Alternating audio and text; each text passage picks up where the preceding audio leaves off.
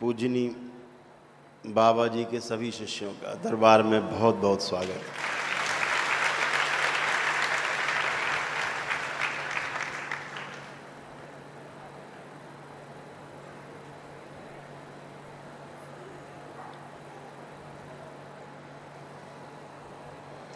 आज पूर्णिमा उत्सव का तीसरा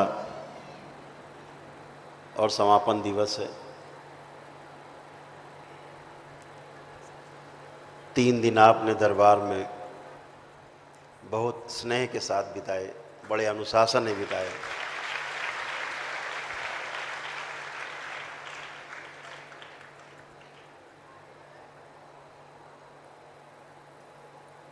मौसम थोड़ा ठंडा रखना था,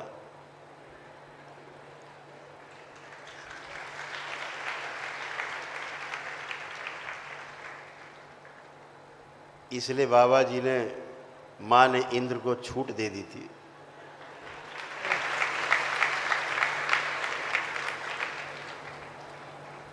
इंद्र सोच रहे थे कि हम बरसा के सबको तंग कर रहे हैं, यहाँ सब मस्त मलंग हो रहे थे।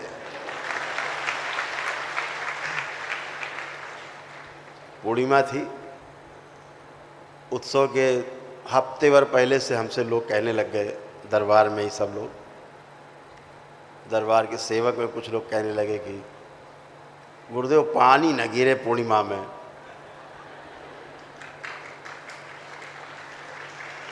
तो दरबार ने कहा कि पूर्णिमा और पानी न गिरे, ऐसा कैसे हो सकता है? वो भी गुरु पूर्णिमा है, तो भैया देखो पानी तो गिरना चाहिए। तो गिरा, फिर भी इतना रहा कि यहाँ थोड़ा कम गिरा, बाहर कुछ ज़्यादा गिरा।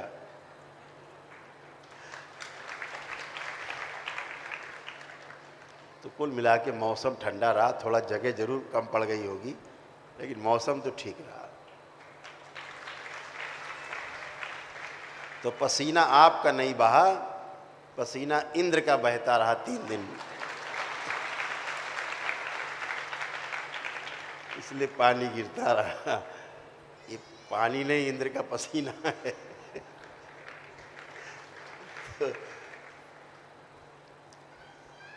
बहुत सुंदर आप लोगों ने दरबार के दिव्य अनुष्ठान में भी भाग लिया।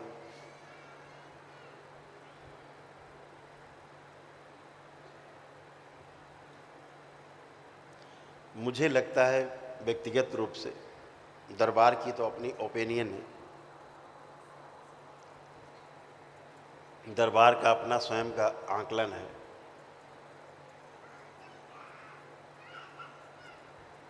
वो जो आकलन है वो तो शिव की दृष्टि में आकलन है, माँ की दृष्टि में आकलन है। मेरा व्यक्तिगत आकलन है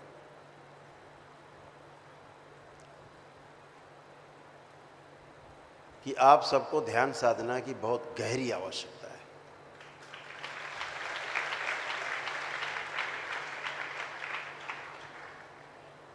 बहुत गहरे में आवश्यकता है।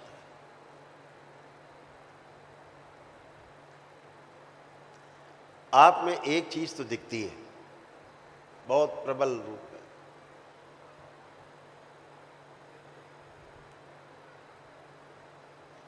कि मेरे पास गुरु जी जैसी शक्ति हो जाए।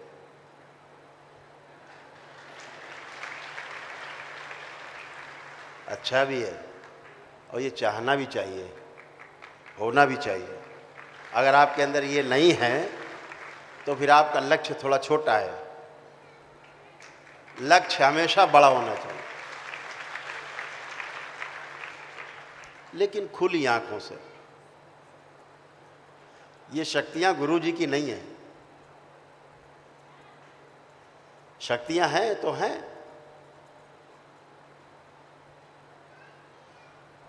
शक्ति है तो है,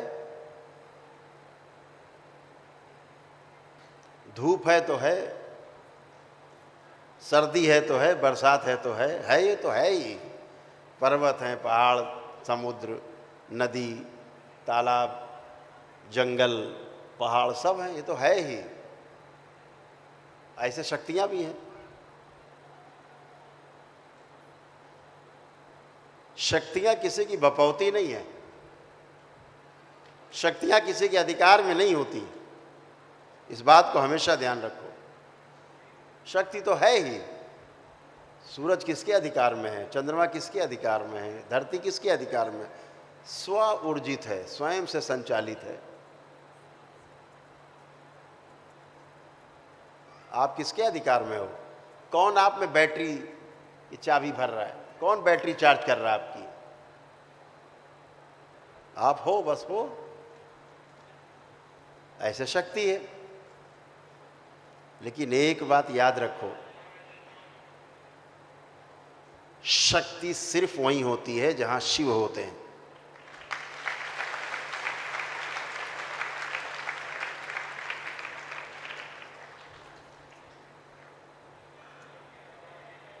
शक्ति के बगैर शिव तो हो सकते हैं, लेकिन शिव के बगैर शक्ति कभी नहीं हो सकती। ध्यान रखना इस बात का।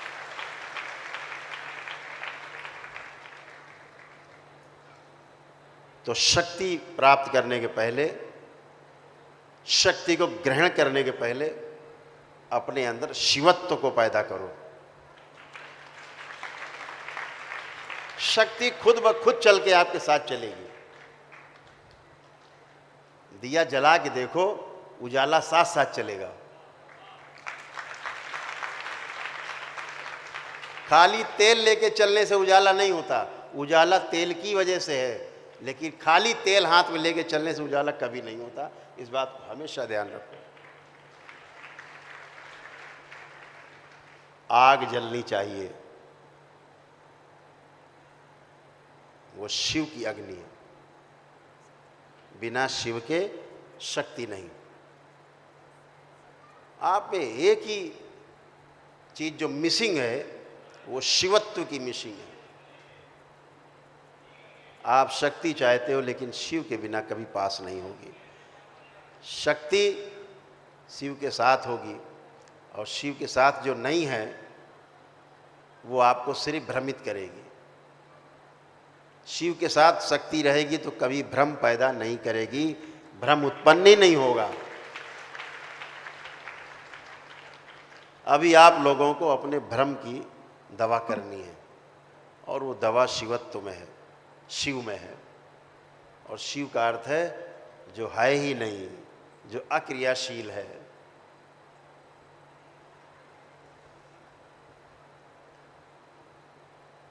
आप पाना चाहते हो। शिव तो खोने की वस्तु है, फैलने की वस्तु है, बांटने की वस्तु है। आप सिर्फ पाना चाहते हो। 10वें लेवल पर आकर के ये बात आपको बहुत अच्छे से समझ में आ जानी चाहिए कि पाने के पहले बांटने का भाव अपने अंदर बना होना चाहिए।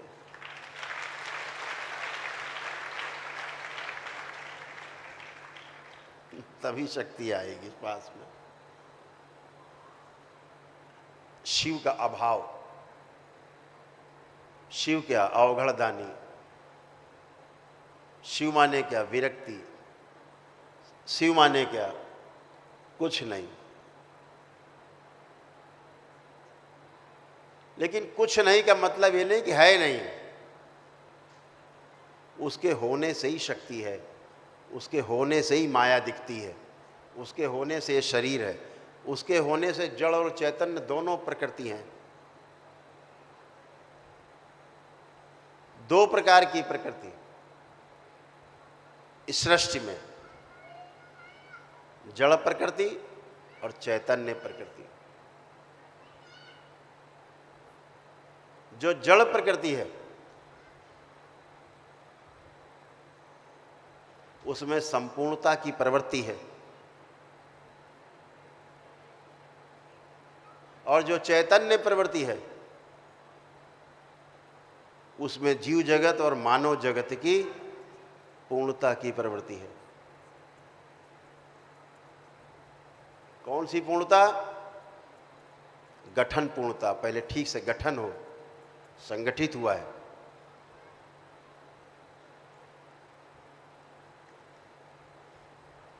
गठन पूर्णता हो गई तो फिर क्रिया पूर्णता होगी।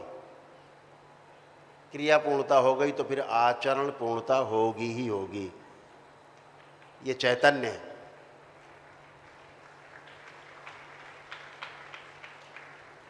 अभी व्यक्तिगत देखता हूं तो अभी गठन पूर्णता ही नहीं हो पाई आप में, अभी क्रिया पूर्णता की तरफ बढ़े ही नहीं, आचरण पूर्णता तो बहुत दूर की बात है। अभी इस सृष्टि में जितनी व्यवस्था आप देख रहे हैं जड़, वो सब स्वसहित व्यवस्था में है, समग्रता में भागीदारी कर रही है। हर चीज, पेड़ पौधा, पशु पक्षी, पर्वत पहाड़, नदी जल, सब कुछ भागीदारी कर रही है।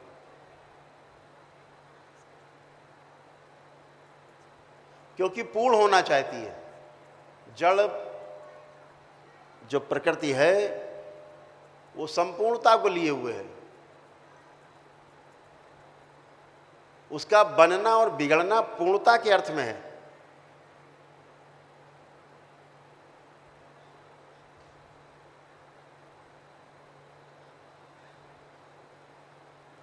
इस बात को आपको ठीक ठीक समझना होगा कि शक्ति प्राप्त करने के लिए शिव की प्रवृत्ति आप में होनी चाहिए, पूर्णता की प्रवृत्ति होनी चाहिए।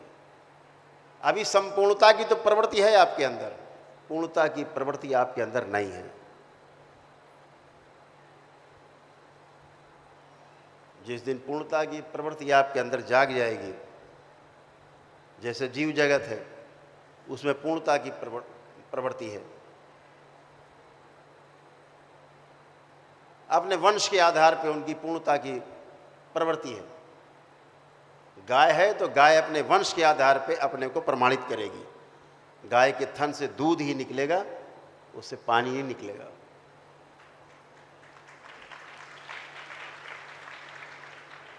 और पूर्णता का एक ही अर्थ है कि भ्रम से मुक्ति।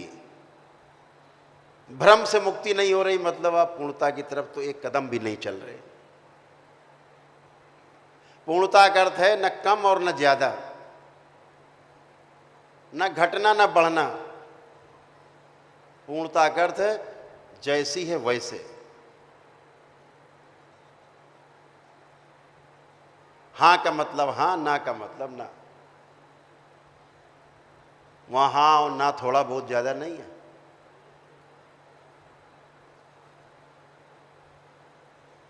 पूर्णता का अर्थ है कम और ज्यादा से मुक्ति।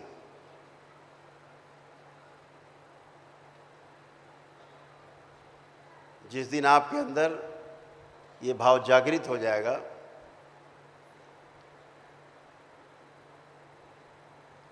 पाना नहीं है,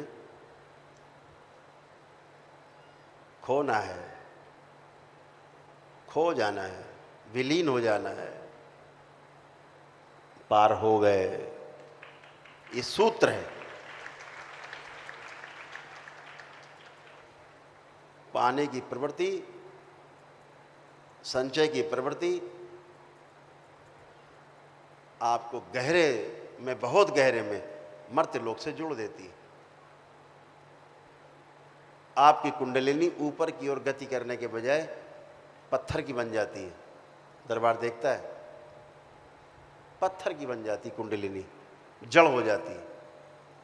बजाय चैतन्यता में कार्य करने के जड़ बन जाती, जड़ हो जाती है।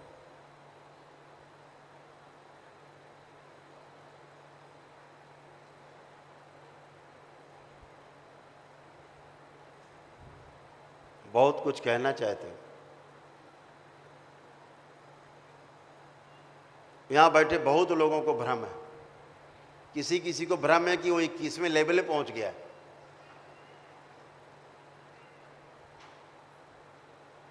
इतना बड़ा भ्रम भी है। ये दर्शाता है कि आप पहले लेवल पर भी नहीं हो। अगर आप गुरु को भूल गए, अपने बाप को भूल गए, तो फिर आप किसकी औलाद हो आपको यही नहीं पता।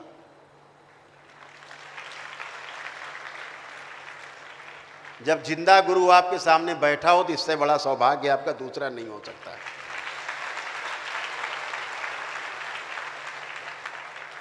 लोग समाधि की पूजा करते हैं और जिंदगी भर भोगते रहते हैं और भटकते रहते हैं, भटक भटक के मर जाते हैं। जिंदा गुरु के आचरण से आपको जीने का रास्ता मिलता है। आप वही भूल जा रहे हो। आपको इस शरीर का आचरण ही नहीं दिखता।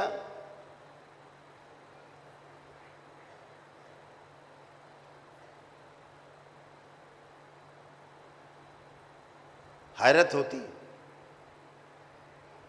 लेवल 10वां चल रहा है। बाबा जी आए, बोले तुम 21वें लेवल पे हो। मैं पहुंचा, मैंने कहा तुम तो 18वें लेवल पे हो। अपने भ्रम का इलाज कर लो, शिवत्व तो पैदा करो, ये चाहत अपनी नष्ट कर दो।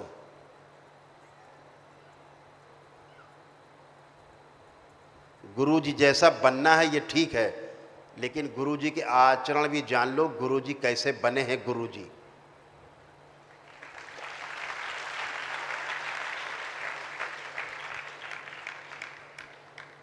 इन 45 वर्षों में गुरुजी तब गुरुजी बने जब परम पूजनी बाबा जी के प्रति पूरी तरह समर्पण कर दिया। पूरा जीवन, पूरा शरीर, सब समर्पण कर दिया। उनके अलावा कुछ दिखाई नहीं जीवन में, आज भी नहीं दिखता। जब वो दृष्टि तुम में आ जाएगी तब तुम सही रास्ते पर होगे। समर्पण के भाव पैदा करो। जिंदा गुरु जब कोई आदेश देता है, उस आदेश को समझने की, उसका आकलन करने की अपने अंदर क्षमता पैदा करो। ठीक से श्रवण करो, ठीक से मनन करो।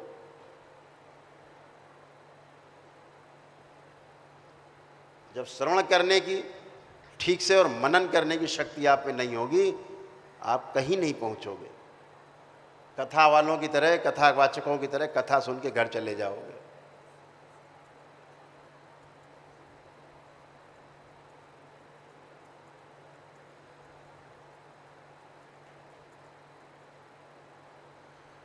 शिव तक को काशी छोड़नी पड़ी थी, याद रखो। भोलेनाथ को भी काशी छोड़नी पड़ी थी, ध्यान रखो। आप तो कुछ हो ही नहीं।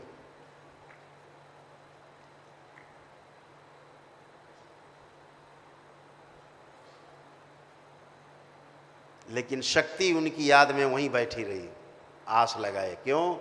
वो शिव के साथ रहती है। इसलिए तब काशी शक्ति विहीन हो गया जब शिव ने काशी छोड़ी। और काशी तभी जगमग हुई जब शिव काशी लौटे, और तभी शक्ति सक्रिय हुई। तो शिवत्व का भाव अंदर पैदा करिए, जो शक्ति को थाम सके। नहीं, शक्ति आपको ही उड़ा देगी हवा में, क्योंकि आप में शिव है ही नहीं। शक्ति किसी के बांधे नहीं बनती। जो कहते हैं ना शक्ति को वश में कर लेंगे, शक्ति किसे बाप की बपौती नहीं है। शक्ति जो आप वश में कर लोगे। गंदगी होती है वो गंदगी जो आप वश में करते हो। जो टोना टोटका करते हैं, जादू टोना, झाड़ फूक, तांत्रिक ओझा, ये जो शक्ति को कहते हैं वश में कर लिया, ये कूड़ा करकट और कुत्ते की टट्टी को वश में करते हैं। देवियों को वश में करने की औकात इस धरती में किसी की नहीं। वो सिर्फ शिव के साथ रहती हैं, शिव के आसपास रहती हैं। इस बात को ध्यान रखो। इसलिए शिवत्व का भाव, शिव का भाव अपने अंदर पैदा करो।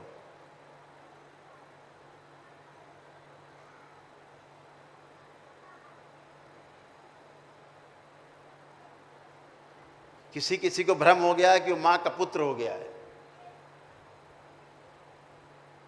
अनुभूतियों में है। भाई अपना ठीक से इलाज करो दरबार में। अपना इलाज थोड़ा और ठीक कर लो। फ्री में करेंगे, बिल्कुल टोकन भी नहीं लेंगे। भ्रम से बाहर आओ।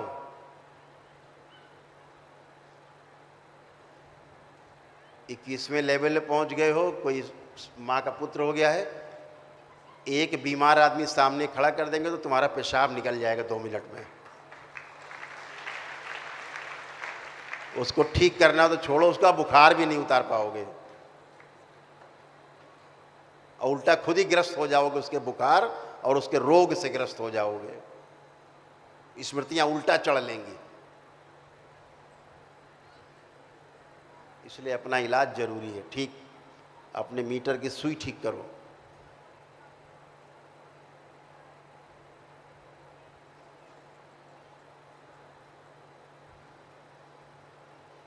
और गहन साधना की आवश्यकता है आप सबको, बहुत गहरी साधना की आवश्यकता है। डूबने की आवश्यकता है, डूब जाने की, उतराना नहीं है, एकदम डूब जाना, अंदर जाके मर जाना है, बाहर ही नहीं निकलना है। इतनी गहरी साधना की आवश्यकता है। जहां आप अपने को बचाने की कोशिश करोगे वहीं डूब जाओगे, नष्ट हो जाओगे। डुबो दो अपने आप को साधना में पूरा पूरा। दरबार आपको इतना चारों तरफ से प्रोटेक्शन देता है, सुरक्षा देता है, आपको भूतकाल से बचाता है, भविष्य से बचाता है, वर्तमान में रखता है। आप भूतकाल का अध्ययन करने लगते हो, आप भविष्य का अध्ययन करते हो। ध्यान रखो, अध्ययन अगर किसी का हो सकता है वो सिर्फ वर्तमान है। अध्ययन सदैव वर्तमान का होता है, कभी भूतकाल का और भविष्य का अध्ययन नहीं होता है। साक्षात्कार हमेशा वर्तमान का होता है। इस बात को हमेशा गांठ बांध के रखो। आप भूत और भविष्य में तैरने लगते हैं, अध्ययन से चूक जाते हैं आप।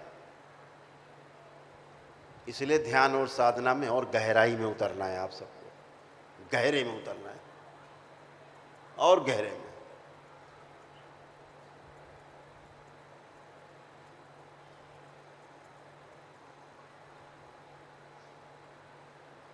कुछ भाषा की मर्यादा, इसलिए हम ज़्यादा नहीं बोल पा रहे हैं। कहा थोड़ा है, समझना बहुत।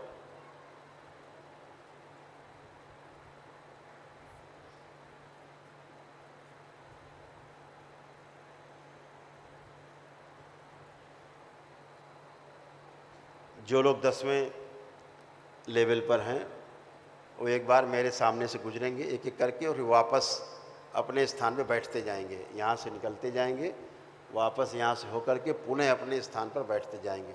जो 10वें लेवल पर हैं, व्यवस्था करें ताकि हम देख सकें कि 15वें लेवल पे कौन पहुँचा, कितने लोग हैं आप में।